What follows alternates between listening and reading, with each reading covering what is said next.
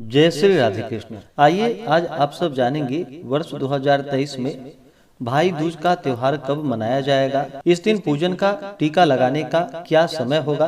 तो आइए जानेंगे आप इन सबों के बारे में।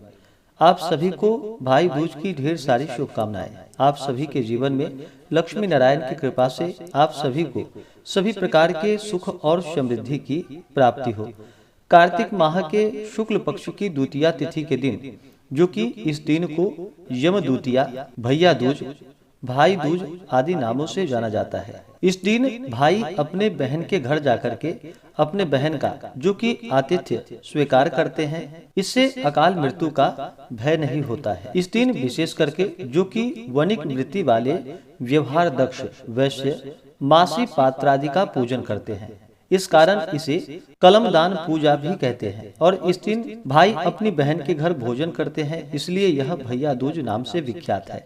इस दिन विशेष प्रकार से जो कि भगवान गणेश का पूजन किया जाता है और अनंतर यम का, चित्रगुप्त का, यमदूतों का और यमुना का पूजन किया जाता है। भाई दूज के दिन जो कि यमुना नदी में स्नान करने का विशेष महत्व माना गया है और यमुना नदी के तीर पर जो कि स्नान करके अपनी बहन के घर जाकर के बहन के हाथों से बना हुआ जो कि खाना पकवान खाया जाता है। बहन अपने भाई के जो कि माथे पर तिलक लगाती है। इसके बदले उपहार स्वरूप भाई अपने बहन को अपने सामर्थ्य के अनुसार अन्न, वस्त्र, स्वर्ण, आभूषण आदि जो भी बन सके अपने बहन को प्रदान करते हैं।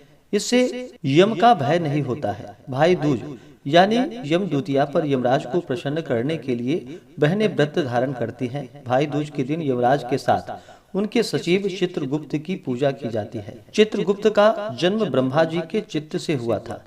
इनका काम प्राणियों के कर्मों का हिसाब रखना है। मुख्य रूप से इनकी पूजा जो कि भाई दूज के दिन होती है। इनकी पूजा से लेखनी, वाणी और विद्या का वरदान प्राप्त होता है। चित्रगुप्त भगवान के विग्रह की स्थापना करके उनके समक्ष घी का दीपक जला करके फिर फूल, अक्षत, मिठाई आदि चढ़ा करके एक कमल जो कि अर्पित की जाती है। एक सफेद कागज पर हल्दी लगाकर उस पर श्री गणेशाय नमः और फिर ओम चित्रगुप्ताय नमः 11 बार लिखना चाहिए। भगवान चित्रगुप्त से विद्या, बुद्धि और लेखन का वरदान मांगना चाहिए और अर्पित की हुई कलम को सुरक्षित रख करके पूरे वर्ष इसका इस्तेमाल करना चाहिए। इस दिन जो कि धर्मराज को इन मंत्रों के द्वारा नमस्कार करना चाहिए।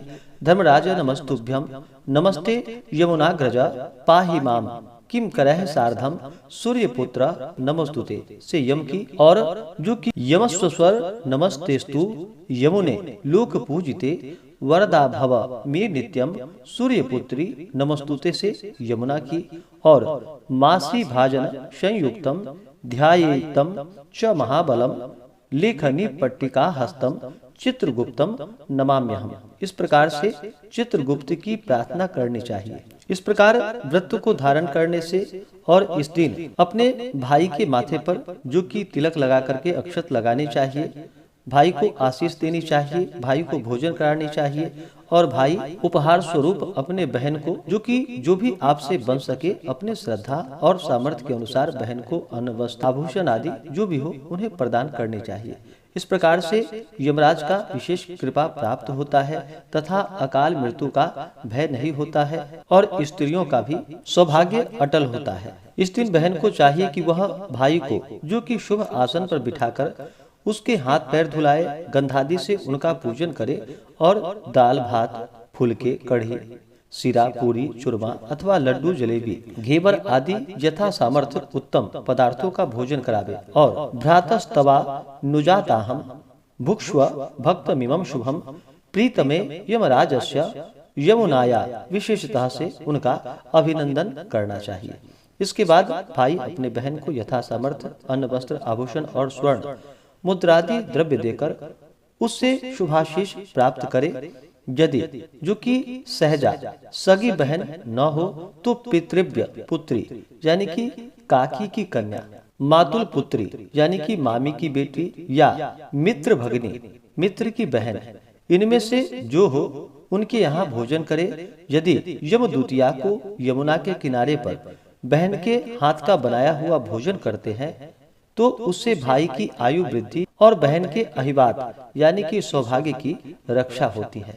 इस बार यम द्वितीया तिथि प्रारंभ समय जो कि 14 नवंबर 2023 दिन मंगलवार दोपहर 2:37 और द्वितीया तिथि की जो समाप्ति है वह 15 नवंबर 2023 दिन बुधवार को दोपहर 1:48 पे है। इस बार भाई दूज को लेकर के बहुत जगहों पर जो कि कंफ्यूजन है, बहुत से जगहों पर जो कि 14 नवंबर को भी मनाया जा रहा है और उदया तिथि के अनुसार माने तो इस व्रत को जो कि 15 नवंबर 2023 दिन बुधवार को भाई दूज का त्योहार मनाया जाएगा।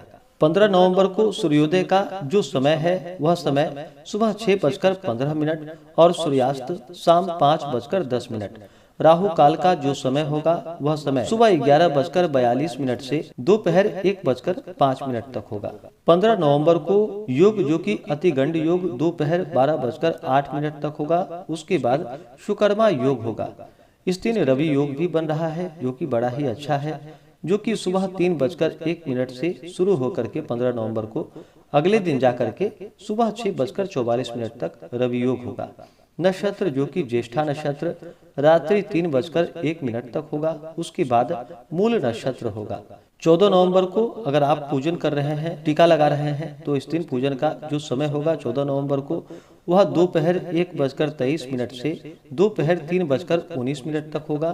और 15 नवंबर को पूजन टीका लगाने के लिए शुभ समय जो कि लाभ और अमृत नामक शुभ चौघड़िया मुहूर्त 15 नवंबर को सुबह 6:05 से सुबह 8:48 तक होगा।